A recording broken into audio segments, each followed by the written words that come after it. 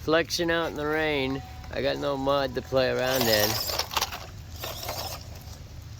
So, even though it rains, the mud around here isn't even mud.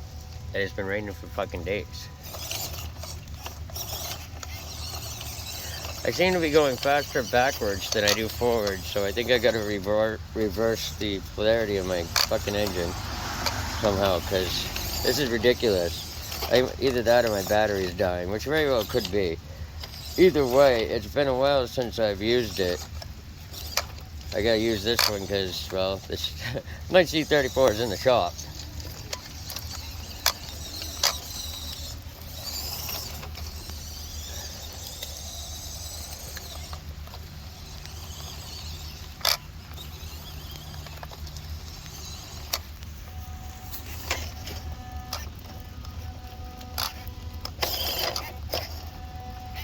Yes, this is ridiculous. This is full fucking throttle.